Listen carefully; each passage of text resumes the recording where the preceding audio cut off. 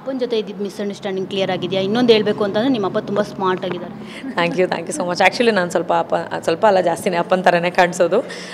ನಮ್ಮಲ್ಲಿ ಒಂದು ಸಣ್ಣ ಮಿಸ್ಅಂಡರ್ಸ್ಟ್ಯಾಂಡಿಂಗ್ ಏನಂತಂದರೆ, ಕೆಲವೊಂದು ವಿಚಾರಗಳು ಅವ್ರಗಳಿಗೆ ಅಧಿಕಾರಗಳಿರುತ್ತೆ, ಮಕ್ಳಿಗಿರಲ್ಲ, ಅಪ್ಪಂದರಿಗಿರುತ್ತೆ, ಅಮ್ಮಂದರಿಗಿರುತ್ತೆ. ಆ ಅಧಿಕಾರಗಳಲ್ಲಿ ಕರೆಕ್ಟಾದ ಡಿಸಿಷನ್ಗಳನ್ನ ಎಲ್ಲೋ ಒಂದು ಕಡೆ ತೊಗೊಂಡಿರಲ್ಲ ಅಂತ ಒಂದು ಸಣ್ಣ ಬೇಜಾರಿತ್ತು.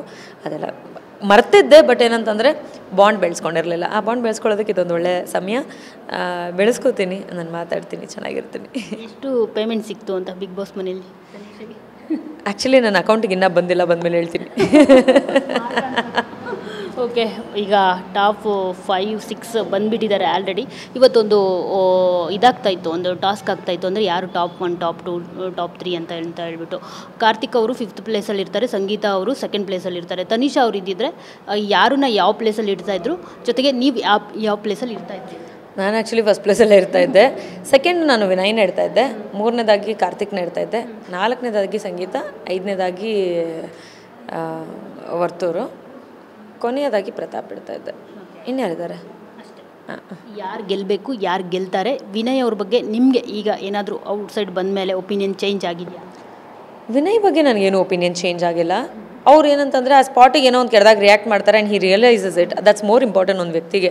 ಅವರು ಏನೇ ಮಾಡಲಿ, ಅವ್ರು ಆಟ ಅವ್ರು ಆಡಿದ್ದಾರೆ. So I always appreciated him for that.